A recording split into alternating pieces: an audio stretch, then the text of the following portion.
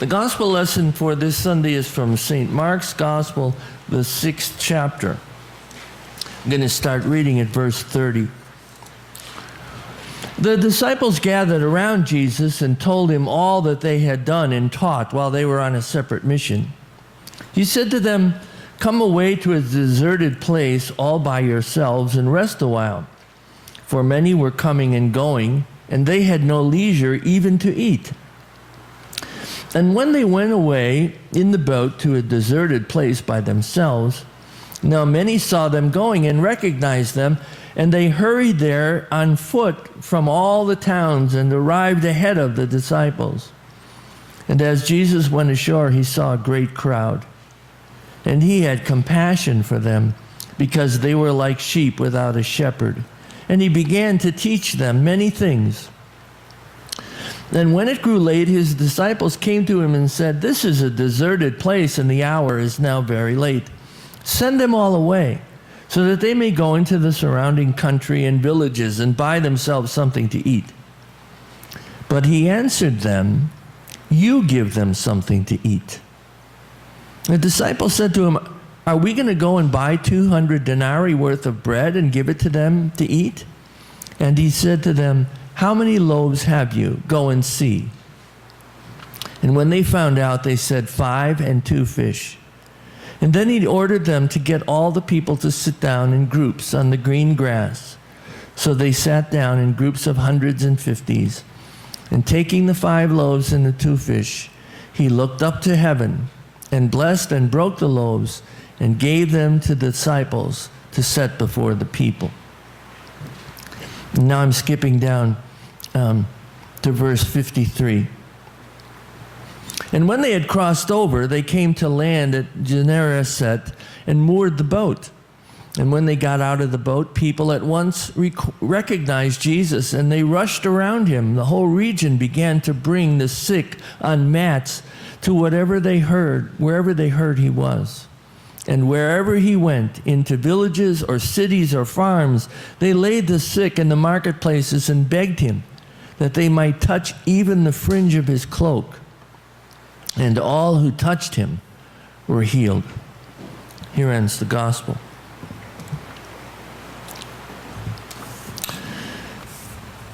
Kind of a rough picture in many respects that we see of Jesus' ministry. Not very well ordered, not orchestrated in any way, no pre-arrangements made. Just wherever he went, these people rushed at him. And there are some times in our lives when maybe you've had that happen to you and you enjoy it, like at a birthday party or an anniversary or something like that. You want all these people to be rushing at you and greeting you and welcoming you and hugging you and kissing you and all the things, bringing presents, all the things that are important. But can you imagine if there was needy people? I don't know if you read about it. You probably have the big flap going on about panhandling in Worcester. People don't want panhandlers in Worcester. They don't want somebody standing on the side of the road with a sign that says, "I need food, please help." It's kind of like being accosted, you know. And it's very funny because I've been paying attention to this. If you watch people in the car with the panhandlers, you see, you pull up behind the person. Now, you're the second car, which is always good. It's always good to be the second car, right? Because you figure, guy's not going to pay attention to me. Watch the person in the car in front of you. There's always something on the seat on the other side of the car when the panhandler's over here that's very interesting to this person. They're reaching over, they're looking in the glove compartment. Something happening down the street, it's on that side, of course. They're looking at this. Anything to not look at the panhandler. And one day, I was in the third car, and it was 2 lanes of traffic, stopped. The person in the first car immediately puts the window down and hands the panhandler $1.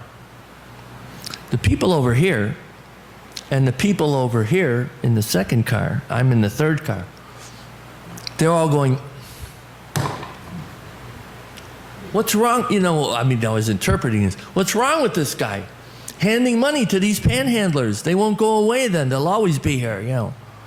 And then the person in the second car, of course, you know what you're thinking. If you're in the second car, what are you thinking? Should I give this guy money? The first guy gave him money. Maybe the first guy's smarter than I am. Maybe I should be giving him money too, but I don't have any money. And if you're the type of person that always has money in the car right next to you, change or whatever like that, the temptation is even greater to hand that panhandler money. So we don't even like people rushing at us. Certainly, if the panhandlers all came at us, you've seen pictures of people traveling in some foreign countries where all the children run up to them begging for some kind of gift, some kind of money, something that they have.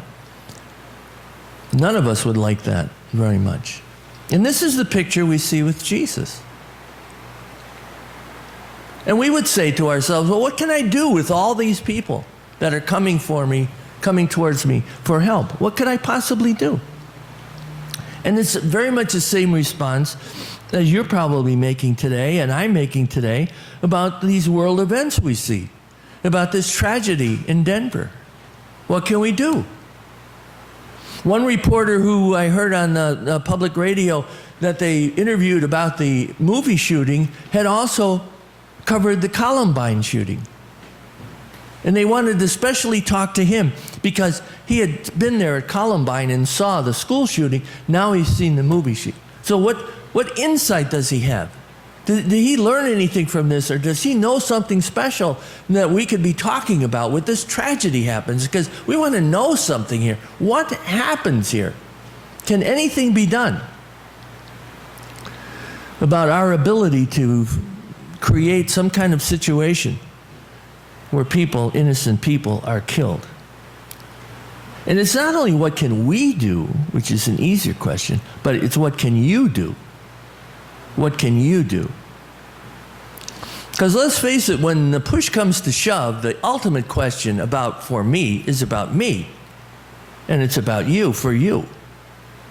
We like to think we're very broad-minded and we're very open and we're very community-oriented, and many of us are. But eventually it comes down to, what can I do about these kinds of situations?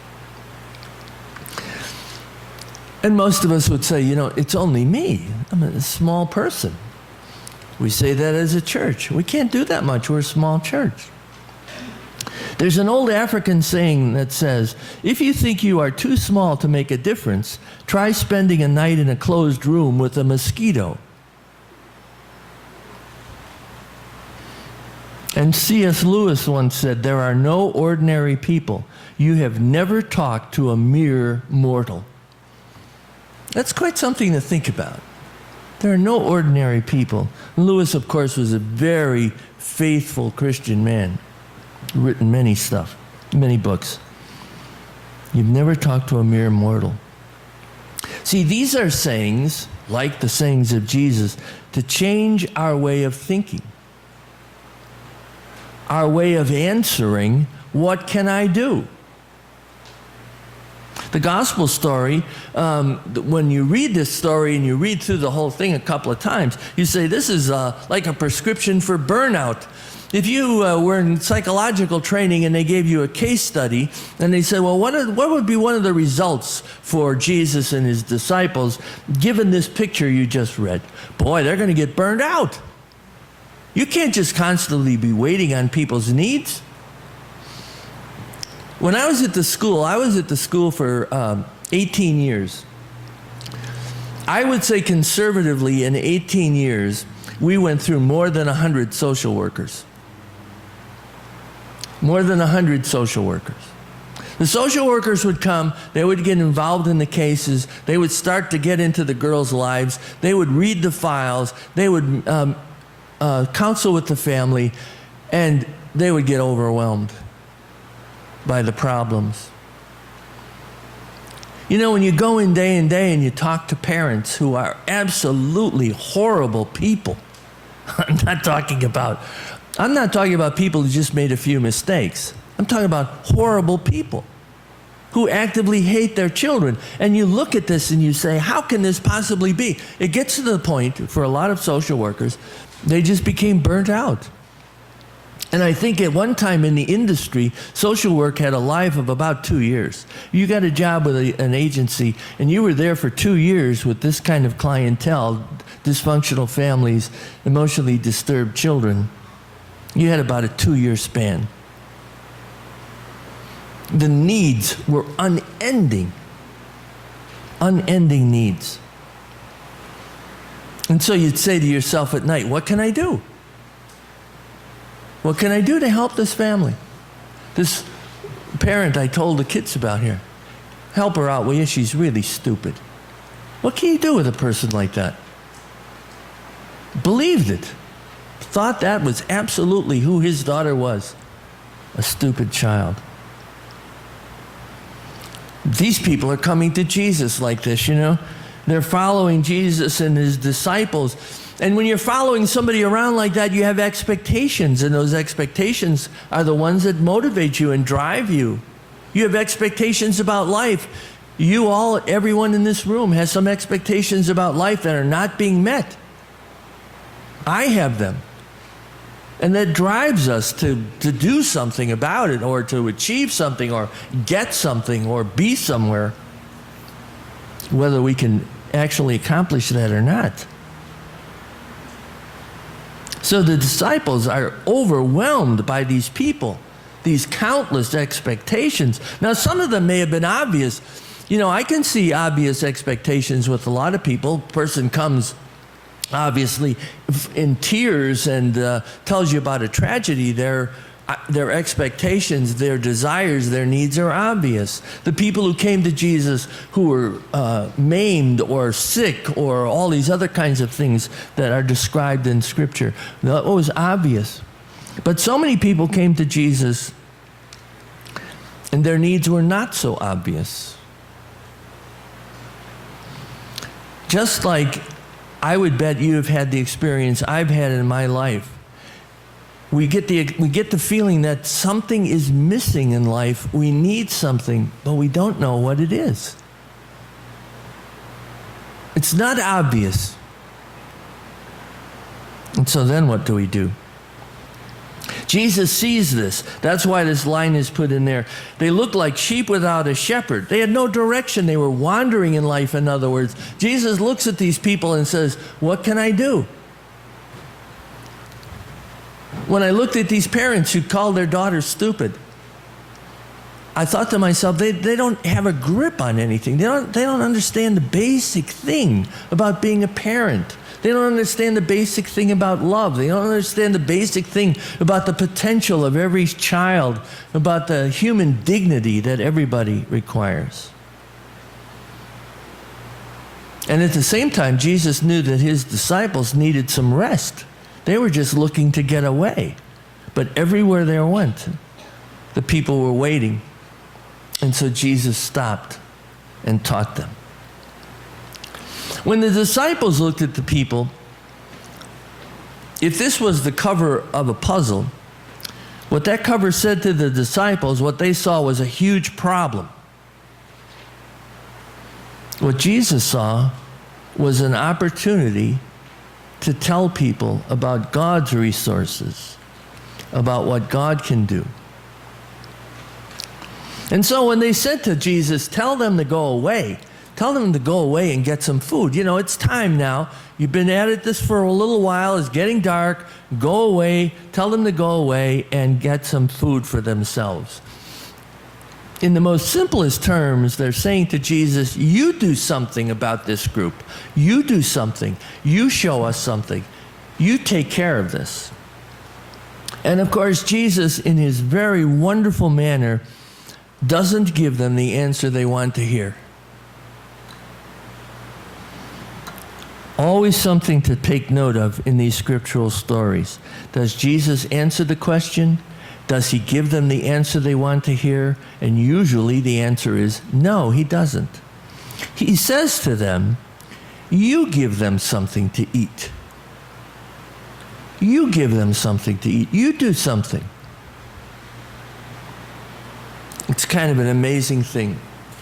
Richard Stearns, who wrote the book, The Hole in Our Gospel, who's the head of World Vision, I'm going to read you a comment he made on this verse. Can you see the real miracle at work here? Confronted with an overwhelming problem, Jesus did not ask the disciples to do the impossible. He asked only for them to bring to him what they had.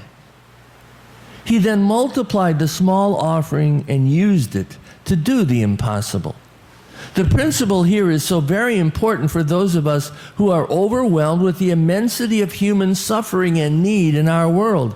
God never asks us to give what we do not have, but he cannot use what we will not give.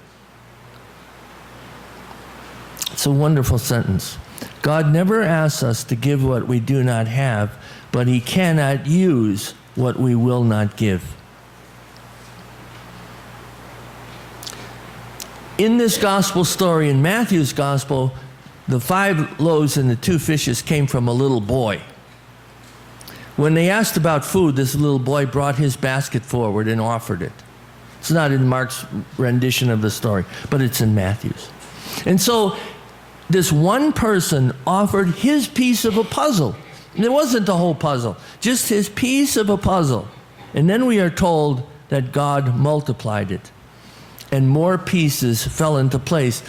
And from a very pragmatic point of view, obviously, if this little boy had this basket of food, there must have been other people that had baskets of food. And so when Jesus, maybe they were holding it back because they were thinking, look at all these people around us.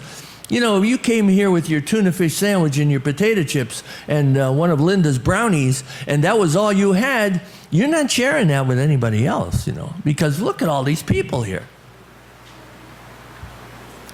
But a lot of people had their sandwiches and their brownies and their cookies and whatever else they were going to bring, apples and oranges.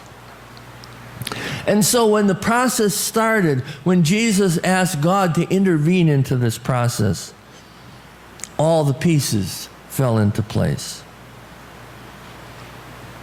God does not ask us to do the impossible. God only asks us to bring what we have. Amen.